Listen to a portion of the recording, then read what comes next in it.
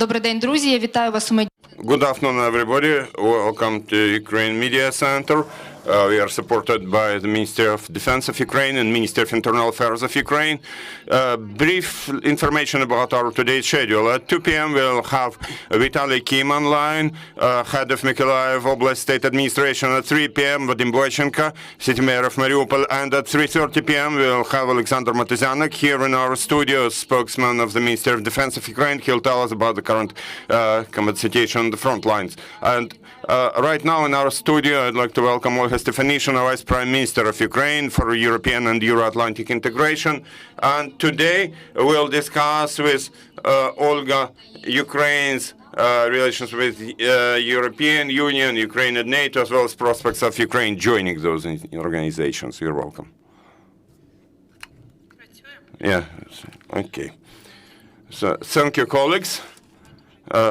There has been quite a lot of information already published, and actually I'd like to note that since the very first day of the full-fledged war in Ukraine, the European Union has made a number of revolutionary decisions and continues to make such decisions within the context of Ukraine's development towards joining the EU. First of all borders with EU countries have been opened for citizens of Ukraine, and the European Union, as well as individual European Union member countries, have become key suppliers of humanitarian aid. And it is this humanitarian assistance that has played a crucial role in the first weeks of war. Now we have been developed a systematic process in this area, and since the war continues, and it will continue for an indefinite period of time, we have readjusted our priorities in terms of humanitarian aid towards international organizations. First of all, UN systems, UN organizations, as well as U.S. Agency for International Development, and also there was a separate team within the European Union team for humanitarian aid to Ukraine. And during the time of hostilities, we have received more than 160,000 tons of various cargoes. First of all, food, medical supplies. But you know that currently we have been paying special attention to distributing this humanitarian aid, first of all, to those regions, and more than 80 cities and towns of Ukraine, to which we do not have access at the moment because they have been controlled by Russian armed forces, as well as troops of so-called Donetsk People's Republic and Luhansk People's Republic. So we have been, of course, frustrated to some extent, seeing how slow these international institutions are. They would have to facilitate this process through the UN organization, through the International Red Cross. But now, at this briefing, I can state that we can restore and establish our full-scale cooperation with those institutions. They have been working full-scale to implement their mandate. You know, there have been those terrible crimes which the whole world has seen. This is the face of the Russian soldiers, so to say.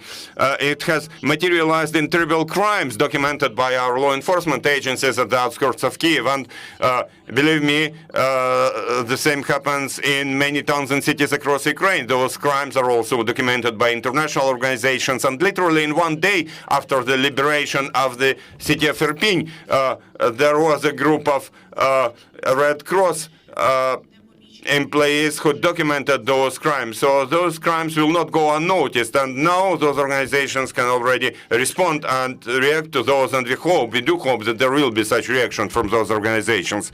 Also, International Red Cross continues their attempts to get to the city of Mariupol. For the second day running, their team cannot get there.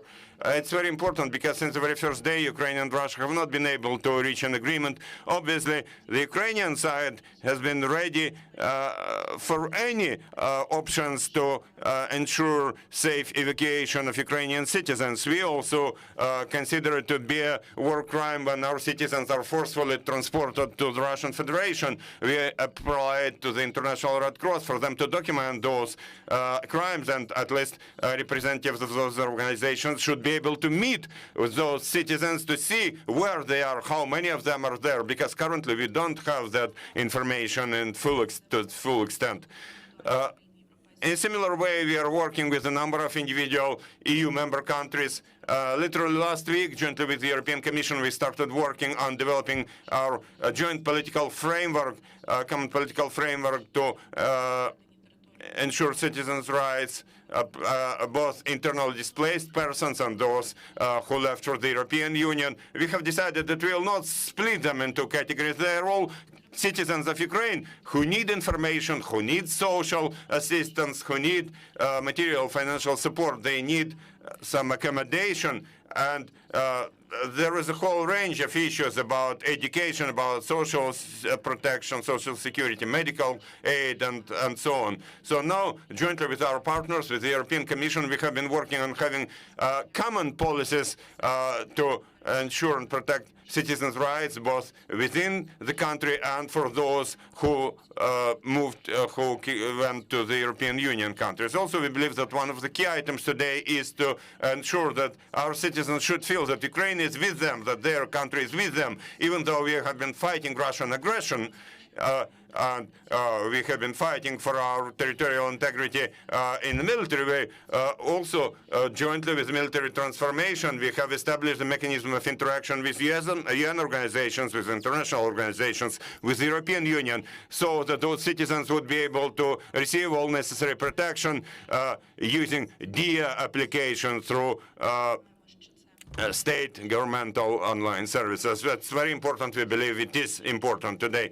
A separate block of issues important for government today is mobilizing financial resources in order to maintain stable functioning of the state, public sector, governmental institutions, stability of financial payouts. You know that in the very first of the days of the war, Ukrainian government has maintained and ensured all those social security payouts, and we need a message from our international partners that that financial support will be sustainable. Jointly with our European partners, we directed a lot of funds which were first initially allocated for various targets in Ukraine. We reallocated them within the macro-financial aid assistance program to this area. Also, billions of euros have been redirected from other projects, from other purposes. Now we have been mobilizing a lot of resources to ensure support for those internally displaced persons, as well as to ensure proper amounts of humanitarian aid. It will be received in a systematic way to Ukraine, and we have been mobilizing funds for that. So that's to say, all those financial resources aimed at Ukraine are now redirected for that support. Also, the European Union has announced joint initiative with Ukraine about creating the European Solidarity Fund for Ukraine. We want to see it as a joint initiative, which would become another strong signal that till the very first day of the war, until the Ukrainian victory, countries in the world, democratic countries, do not only impose sanctions, but also support. They also use financial assistance to ensure proper financial governmental processes through financial stability. I would like to separately cover issues about Ukraine's membership in the European Union. This initiative of Ukraine is completely justified, because you see there was an application signed by the President of Ukraine, the Parliament Speaker, and the Prime Minister, and it was not something emotional. No, it was a decision based on the fact that in the previous years we made significant progress to be able to get a political decision now.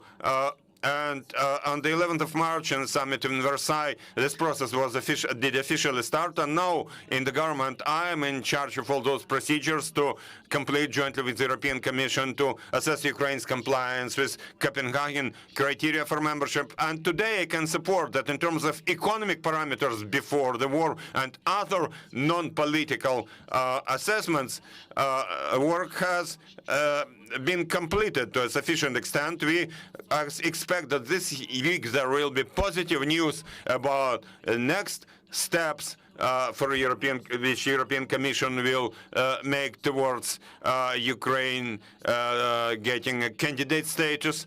And we maintain permanent communications, and we feel that this is a historical moment, and we have been using it to the full extent. Unfortunately, we have been a bit frustrated that both Ukraine and Georgia, as well as Moldova, currently feel the same approach. The same approach applies to them about moving towards the EU membership. First of all, because, we are frustrated because we did completely different levels of relationship. It's incomparable with those countries. We have done a lot of joint work even before the war. Ukraine has been one of the top 20 partners for the European Union. So, of course, we are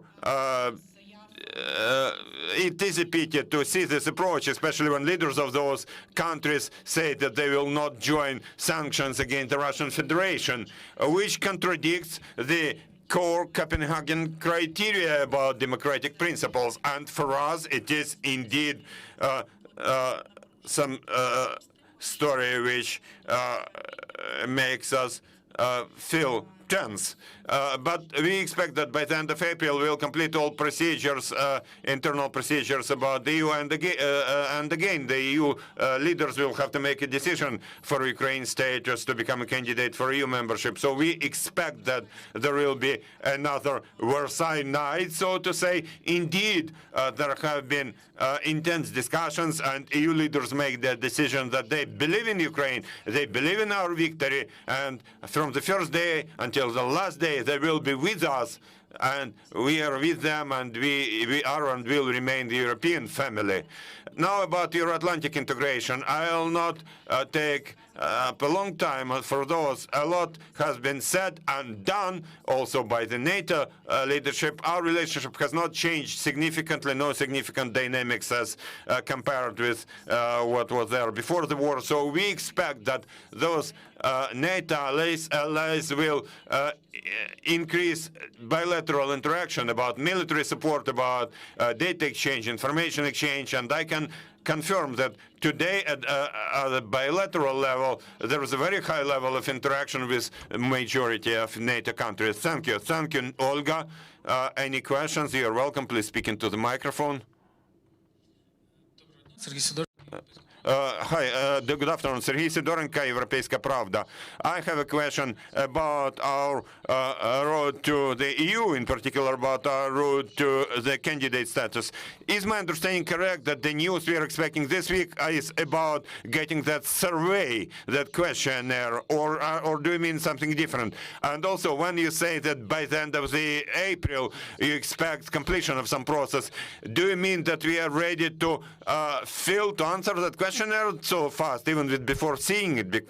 Well, of course, you can imagine that during the wartime, the Vice Prime Minister for European integration cannot just sit and wait for 2 weeks waiting for that questionnaire, especially that you know me personally and you know that it's not my style. I do not do things this way. Of course, we already started approximately 2 weeks ago. We already started preparing our answers to that questionnaire. This will not be a standard document, not the one we were used to see for other countries who are getting that status or were joining the European Union. No, as I already mentioned, and it's like in the previous 4 years, we have already done a lot of work we had to do together about assessing our markets, our economy. So we are already ready with answers. We are awaiting this document to receive it officially this week, and it will take very short time for us to do our internal work to transmit our information to our statement to the European Union, and we expect that by the end of April, the European Commission will already tell the EU leaders that Ukraine complies with Copenhagen criteria for membership. Any more questions?